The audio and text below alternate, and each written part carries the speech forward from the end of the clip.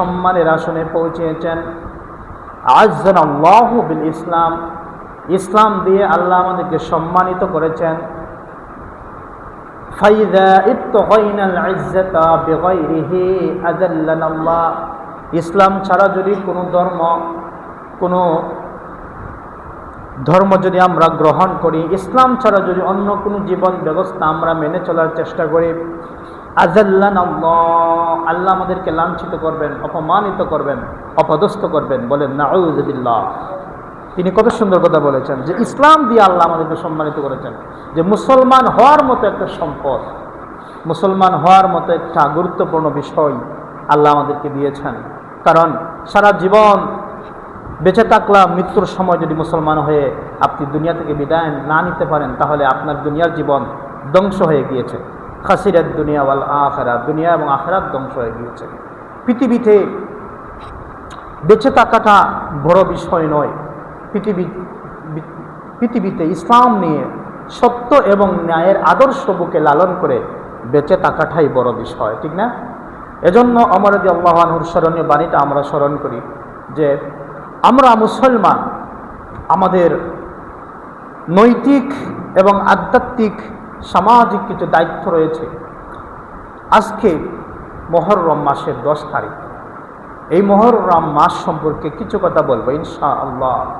ওমা তাওফীক ইল্লা বিল্লাহি আলাইহি তাওয়াক্কালতু ওয়া ইলাইহি উনীব। মুহররম শব্দটি হচ্ছে আরবি শব্দ, এটা হচ্ছে ইসমে মাফউলের সিগা। আরবি ব্যাকরণের দৃষ্টিকোণ থেকে সেটা ইসমে মাফউলের সিগা। এর তো হচ্ছে হারাম মাস, হারাম, অবৈধ, নিষিদ্ধ মাস। এই নিষিদ্ধ মাসে কিছু কাজ রয়েছে যেগুলো করা আমাদের জন্য হারাম, নিষিদ্ধ। এই জন্য এই মাসের নামকরণ করা হয়েছে মুহররম হিসাবে। এই মাস সম্পর্কে রাসূল করিম সাল্লাল্লাহু আলাইহি ওয়াসাল্লাম বলেছেন, রমজান হচ্ছে আমি রাসূলের মাস, আর মুহররম হচ্ছে শাহরুল্লাহ, আল্লাহ তাআলার মাস, দ্য মান্থ অফ গড।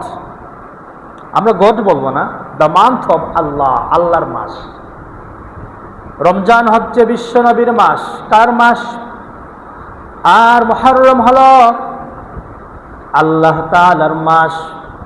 হযরতে আলী কাররামাল্লাহু ওয়াজহু রাদিয়াল্লাহু তাআলা আনহু থেকে সহিহুল বুখারীর মধ্যে একটি হাদিস বর্ণিত হয়েছে।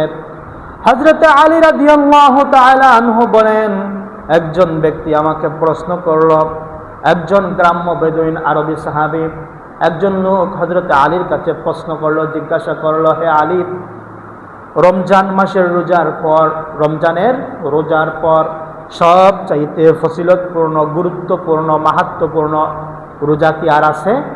হযরতে আলী বললেন, হ্যাঁ রয়েছে। তুমি আমাকে যেই প্রশ্নটি করেছ, ওই একই প্রশ্ন আমরা বিশ্বনবীকেও করেছিলাম। বিশ্বনবীর নিকটে আমরা বসাছিলাম, তখন বিশ্বনবীকে একই প্রশ্ন আমরা করেছি। আল্লাহর রাসূল সাল্লাল্লাহু আলাইহি ওয়াসাল্লাম জবাবে বলেছেন, রমজান হচ্ছে আমি রাসূলের মাস, আর মুহররম হলো আল্লাহ রাব্বুল আলামিনের মাস। কেউ যদি মুহররমের মধ্যে একটা রোজা রাখে, মুহররমের রোজা যে ব্যক্তি রাখবে, ওই ব্যক্তির সারা বৎসরের সমস্ত সগীরা কবিরা, ছোট বড়, শিরিক বেদাত, জেনে না জেনে, দেখে না দেখে, বুঝে না বুঝে, যত গুনাহ সে করবে, যত পাপ সে করেছে, মা তাআখারা মা তাকাদ্দামা মিন যামবিহি, তার জীবনে যত গুনাহ সে করেছে, ইতিপূর্বে যত গুনাহ করেছে, মুহররমের রোজা রাখার কারণে আল্লাহ রাব্বুল আলামিন তার জীবনের সমস্ত গুনাহকে মাফ করে তাকে পুত পবিত্র শিশুর মতো নিষ্পাপ করে দিবেন। সুবহানাল্লাহ বলেন। এটা হচ্ছে একটা হাদিস। আরেকটি হাদিস হযরত আয়েশা সিদ্দিকা রাদিয়াল্লাহু আনহা থেকে বর্ণনা, সহিহ বুখারীতে এই হাদিসটি রয়েছে। আল্লাহর নবী সাল্লাল্লাহু আলাইহি ওয়াসাল্লাম বলেন, মুহররমের মাস এমন একটি গুরুত্বপূর্ণ মাস। বিশ্বনবী বলেন, মান সামা ইয়াওমান ফি সাবিলিল্লাহি زحزح الله من النار منه 70 خريفا وفي رواية أو 40 خريفا أو 60 خريفا আল্লাহর নবী বিশ্ব নবী মুহাম্মদ রাসূলুল্লাহ বলেন, যে ব্যক্তি একদিন রোজা রাখবে আল্লাহর সন্তুষ্টির জন্য, একদিন রোজা রাখবে, কয়দিন? মাত্র একদিন যে ব্যক্তি রোজা রাখবে,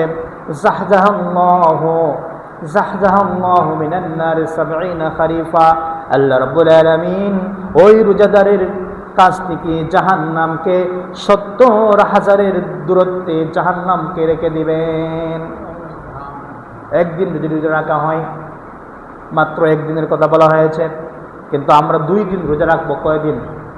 মুহররম মাস আসলে নবীজি 2 দিন রোজা রাখতেন। কয়দিন বলেন? 2 দিন। একটা হচ্ছে নবম, আরেকটা হচ্ছে দশম, মানে 9 মুহররম এবং 10 মুহররম, এই 2 দিন রাখতেন। যদি কেউ 10 মুহররম রোজা রাখতে না পারে, তাহলে এর পরের দিন সে রাখবে, অর্থাৎ 11 মুহররম সে কি করবে? রোজা রাখবে। এই রোজা হচ্ছে নফল রোজা। রোজা হচ্ছে কি বলেন তো? নফল, অতিরিক্ত। আমাদের সমাজের মধ্যে এমন অনেক ধারণা আমাদের মধ্যে প্রচলিত রয়েছে। আমরা মনে করি ইসলামের ফরজ বিধানটাই শুধু মানতে হবে, ফরজ মানে আবশ্যিক, অবশ্যই মানতেই হবে, না মানলে এর জন্য আল্লাহ তাআলার পক্ষ থেকে শাস্তির ব্যবস্থা রয়েছে, অবশ্যই শাস্তি হবে। আমাদের ধারণা এমন হয়ে গিয়েছে, আমরা মনে করি শুধু কি করলে হবে? ফরজ রোজা রাখলেই হবে। রমজান মাসের 30 দিনের শাহরাইনি মুতাতাবিআইনি, রমজানের 30 দিনের ধারাবাহিক যে রোজা, সিয়াম সাধনা, ওইটা আমাদের জন্য আল্লাহ ফরজ করে দিয়েছেন, কিন্তু মুহররমের রোজা আমাদের জন্য ফরজ করা হয়নি। আমাদের মধ্যে অনেকে মনে করে যেহেতু ওটা ফরজ না, তাহলে সেটা না রাখলে হয়, না রাখলে হবে অবশ্যই। মুহররমের রোজা যদি কেউ না রাখে, জোর নাই, জবরদস্তি নাই, বাধ্যবাধকতা নাই, তবে যদি সে রাখে তাহলে তার জন্য বেনিফিট রয়েছে, সওয়াব রয়েছে, পুণ্য রয়েছে, 1 বছরের গুনাহ আল্লাহ মাফ করে দিবেন। 1 নম্বর। 2 নম্বর, সারা বছর রোজা রাখলে যে সওয়াব, ওই সওয়াব আল্লাহ তাআলা আমলনামায় দিয়ে দিবেন। কিন্তু প্রিয় ভাইরা, প্রিয় সুধী, যদি কেউ না রাখে তাহলে সেটা তার বিষয়, এ নিয়ে কোনো জোর জবরদস্তি নাই। লা ইকরাহা ফিদ্দিন, there is no obedience in religion to accept it. কোনো ধর্মকে জোর জবরদস্তি করে মানুষকে চালিয়ে দিতে, ছাপতে দিতে আল্লাহ তাআলা হ্যাজ ফরবিডেন, নিষেধ করেছেন ধর্মীয় কোনো অনুশাসন। তবে আমি একদিন বলেছিলাম, আপনি আমেরিকায় যাবেন কি যাবেন না সেটা আপনার বিষয়। যদি আপনি সেই দেশে যান, সেই দেশের আইন আপনাকে মানতে হবে, ঠিক কিনা? ঠিক তেমনি ভাবে আপনি মুসলমান হবেন কি হবেন না সেটা আপনার বিষয়, কিন্তু মুসলমান যখন হবেন ইসলামের সব বিধান আপনাকে মানতে হবে, কথা বলেন ঠিক কিনা? তাই শুধু ফরজ নয়, যদি সামর্থ্য থাকে, যদি আপনার সামর্থ্য থাকে, শারীরিক, মানসিক, ফিজিক্যাল অ্যান্ড মেন্টাল, শারীরিক এবং মানসিক সুস্থতা যদি আপনি হন, সুস্থ যদি হন, তাহলে আপনি সেই রোজাটা রাখবেন। আর যদি মনে করেন না, আমি শারীরিকভাবে অসুস্থ, আমি কাহিল হয়ে যাব, আমি ক্লান্ত হয়ে যাব, এই রোজা রাখলে আমি দুর্বল হয়ে যাব, তাহলে আপনি রাখবেন না, এটা কোনো সমস্যা নেই। কিন্তু যদি কেউ না রাখে, তাকে অবহেলা, তাকে সমালোচনা করে যাবে না। যদি কেউ রাখে তাহলে তার জন্য আল্লাহ তাআলার কাছে আজরুন আযীম রয়েছে, মহা পুরস্কার রয়েছে। নবীজি সাল্লাল্লাহু আলাইহি ওয়াসাল্লাম রাখতেন, তিনি রাখার জন্য আদেশ করেছেন। আমরাও চেষ্টা করব ইনশাআল্লাহ মুহররমের রোজা রাখার জন্য। আল্লাহ তাআলা আমাদেরকে কবুল করে, বলি আমিন। সুপ্রিয় সুধী, হাদিস শরীফের মধ্যে এসেছে, আল্লাহর নবী সাল্লাল্লাহু আলাইহি ওয়াসাল্লাম যখন মক্কা বিজয় করে মদিনায় বিশ্বনবী আগমন করলেন, বিশ্বনবী যখন মক্কাতে আগমন করলেন, সেখানে এসে তিনি দেখতে পেলেন মদিনার ইহুদিরা মক্কা থেকে যখন মদিনায় আসলেন, মদিনার ইহুদিরা তারা একটি রোজা পালন করে, সিয়াম পালন করেছিল। বিশ্বনবী জিজ্ঞেস করলেন, ও মদিনার ইহুদিরা, তোমরা আজকে রোজা কেন রেখেছ? কেন তোমরা উপবাস যাপন করতো? আজকে তোমরা না খেয়ে কেন আসো? আজকে কেন রোজা রেখেছ? কেন তোমরা আজকে উপবাস সিয়াম সাধনা আজকে কেন পালন করতেছ?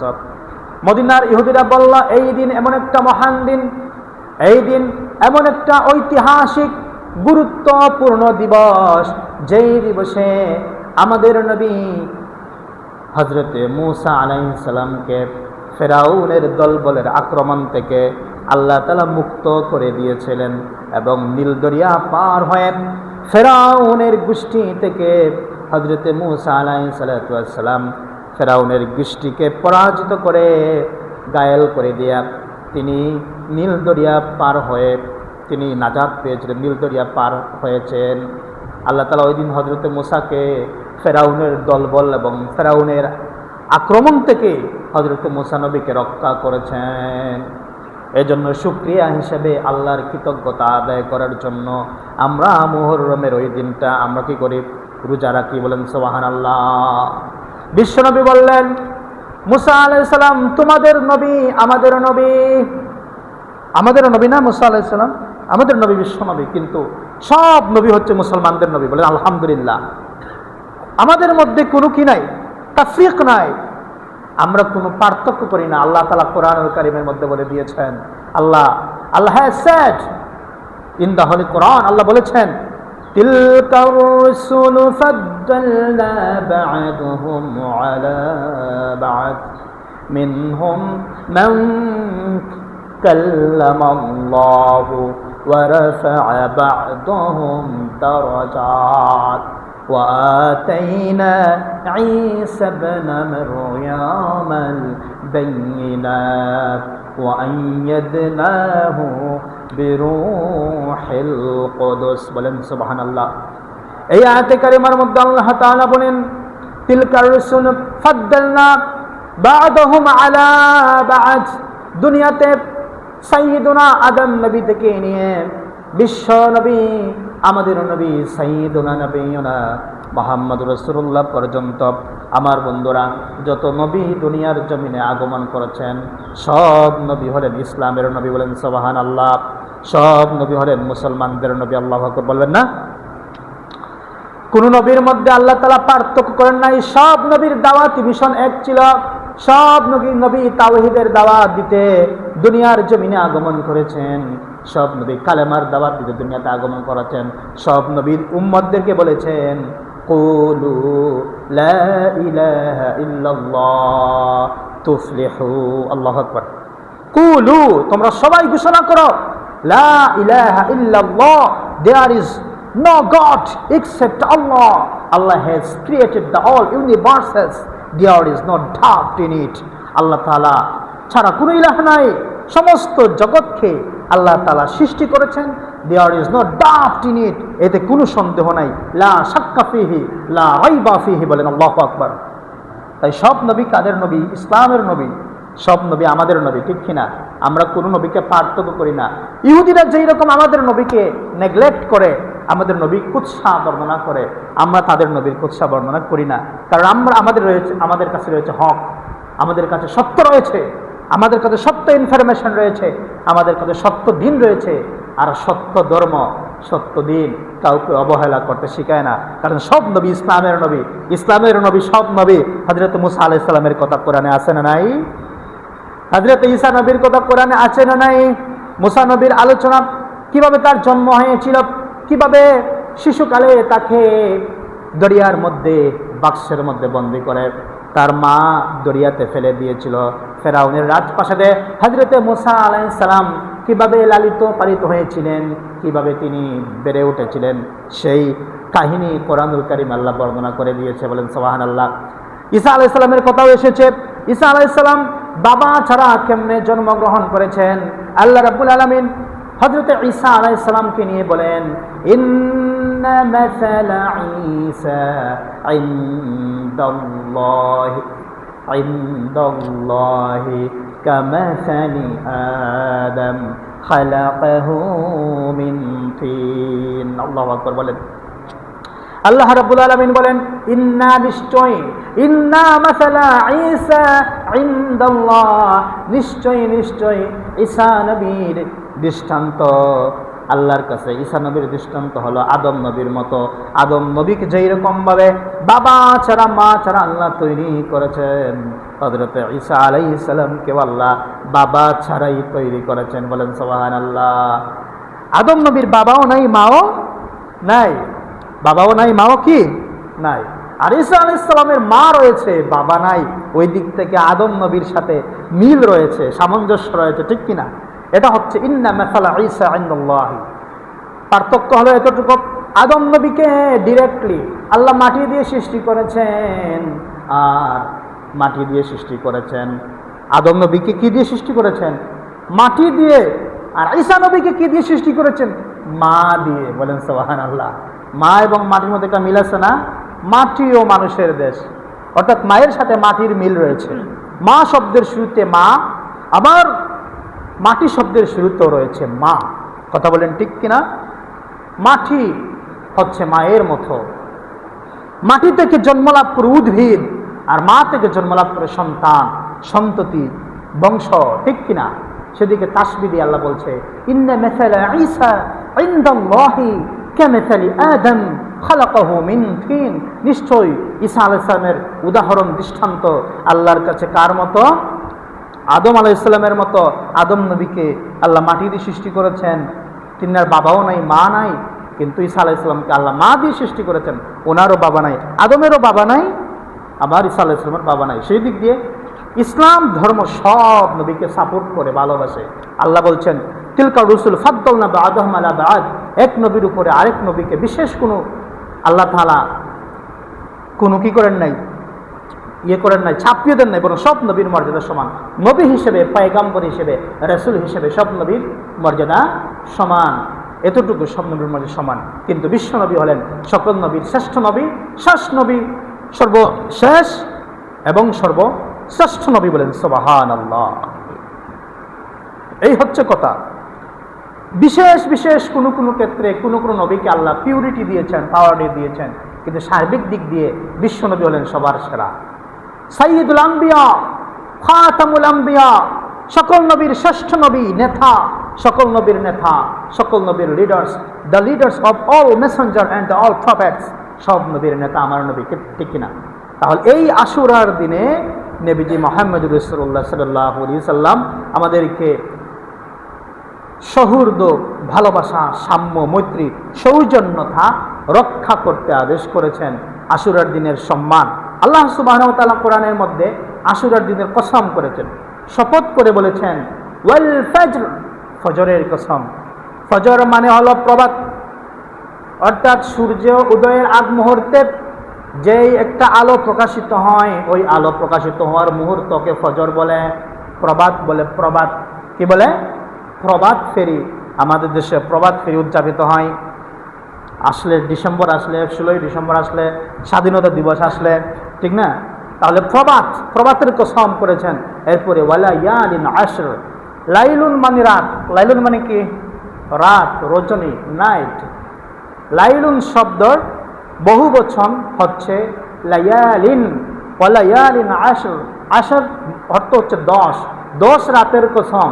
এই 10 রাত দ্বারা ওয়াকালাল মুফাসসিরুনা আন্নাল মুরাদা বিহাযিহিল লাফজাতি, এখানে মুফাসসিরিন কেরামরা ব্যাখ্যা করেছেন, তারা বলছেন আন্নাল মুরাদা বিহাযিহিল আয়াতি, এই আয়াত দ্বারা উদ্দেশ্য হচ্ছে ইয়াউমে আশুরা, আশুরার দিন, অর্থাৎ আজকের দিন। বলেন সুবহানাল্লাহ।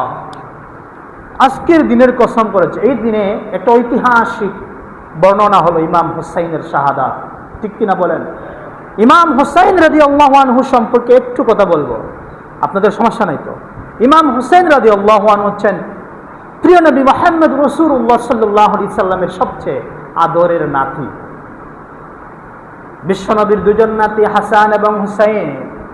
হাসান রাদিয়াল্লাহু আনহু অনেক সুন্দর, হুসাইন রাদিয়াল্লাহু আনহু হাসান রাদিয়াল্লাহু আনহু চেয়ে কিছুটা কম সুন্দর, কিন্তু বিউটিফাই ছিলেন হাসান রাদিয়াল্লাহু